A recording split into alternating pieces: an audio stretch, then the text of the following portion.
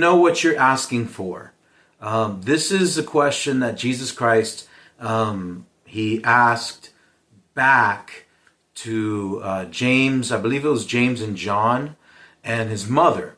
If you go into the New Testament, there's an account where James and his brother, the sons of thunder, James and John, they went to the feet of Jesus with mommy, because mommy, it always helps to have mom. You can't go to the feet of Jesus without having mom. I get that is not okay. And they say, mommy says, "Can you let my son sit at your right hand, left hand side?" And Jesus replies, "Are you willing to drink the cup that I'm going to drink out of?" And they were like, "Yes." And he's like, you will drink out of the cup that I'm going to drink. But when it comes to right and left hand side, that's not for me. That's for the Father. And then Jesus goes on to kind of correct this situation with the fellow apostles. And he says, the greatest among you will be the least. Now, do you know what you're asking for when you say you want to go on a mission trip? Do you know what you're asking? Or do you know what you're asking when you say you want to be a missionary? One of the biggest life adjustments I have had to make regarding being a missionary or accepting, I think better said, is accepting the call to be a missionary, is the reality of it's not what I think, it's not what I plan, it's not what I know, it's what God says, it's what God knows, and it's what God plans. It's absolutely not anything that you can do, it's everything that He can do.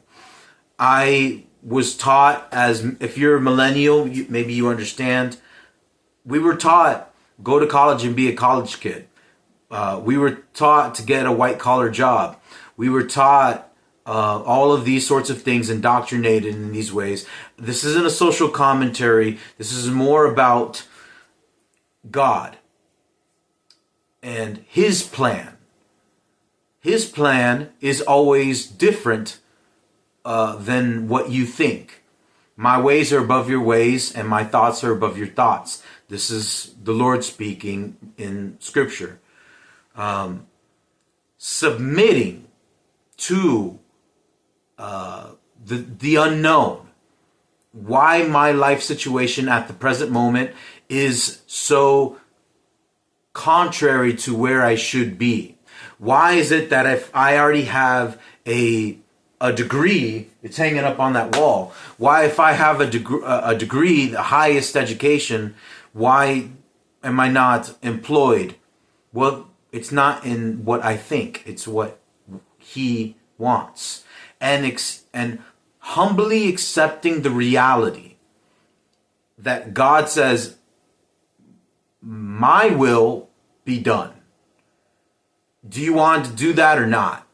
That His sovereignty, that is the hardest pill I have had to swallow on a daily basis. It wrecks my heart. It wrecks my mind, knowing that God is the one who is going to provide. And the Scripture says, oh, don't worry about the birds of the field. They don't worry about where they're going to get food. Or the flowers don't worry what they're going to get dressed. And Jesus says, I'm speaking sardonically, I hope. Jesus is like, don't worry about these things. The Father, you are worth more than a sparrow. If His eyes are on a sparrow. And so it's the battle, the psychological battle. And it's different than when you go and you are training in a war. And now you're boots on the ground in combat. And the bullets are real. And it's scary. It's scary. It's scary. But because you know that he loves you, it makes everything all right. And you know, and you're not, if you planned everything,